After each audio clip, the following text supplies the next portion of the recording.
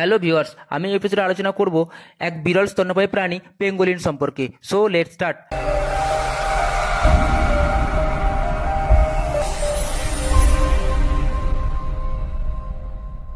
Number 1, pangolin স্তন্যপায়ী হলেও আঁশযুক্ত।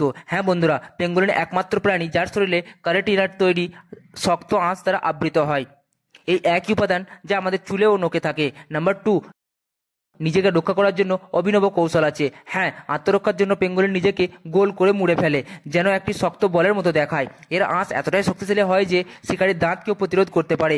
নাম্বার 3, জানেন পেঙ্গোলিন জিহ্বা অত্যন্ত লম্বা হয়। হ্যাঁ বন্ধুরা, তাদের জিহ্বা এতটাই লম্বা হয় যে তারা শরীরের দৈর্ঘ্যের চেয়ে অনেক বেশি বড় হয়ে থাকে।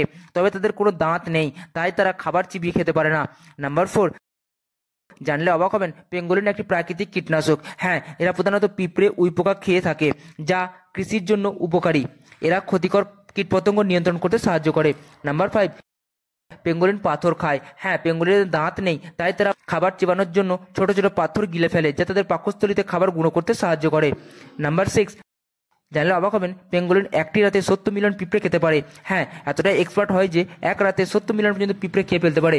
নাম্বার 7, পেঙ্গোলিনের বিশেষভাবে গন্ধ ছড়াতে পারে। হ্যাঁ, শঙ্করের মতো পেঙ্গোলিনও বিপদের সময় বিশেষভাবে রাসায়নিক পদার্থযুক্ত গন্ধ নির্গত করতে পারে, যা শিকারীদের দূরে রাখতে সাহায্য করে।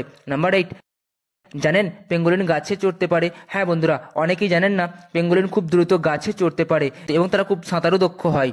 নাম্বার 9, পেঙ্গোলিন রাতে বেশি সক্রিয় হয়। হ্যাঁ বন্ধুরা, এরা নিশাচর প্রাণী, সাধারণত রাতে বেশি শিকার করে এবং তারা দিনে গর্তে এবং গাছের ফাঁকে লুকিয়ে থাকে। নাম্বার 10, সব থেকে মজার বিষয় কি জানেন, এরা সন্তানের প্রতি খুবই যত্নশীল হয়। হ্যাঁ, শিশু পেঙ্গোলিন খুবই দুর্বল হয়, তাই তার মা পিঠে চড়িয়ে নিয়ে চলে। বিপদের সময় মা পেঙ্গোলিন সেই সন্তানকে দেহের ভিতরে লুকিয়ে রেখে দেয়। সো বন্ধুরা, এমনই ইন্টারেস্টিং তথ্য পেতে আমার চ্যানেলটিকে সাবস্ক্রাইব করে রাখুন। ভিডিও ভালো লাগলে লাইক, কমেন্ট, শেয়ার করবেন। Thank you for watching.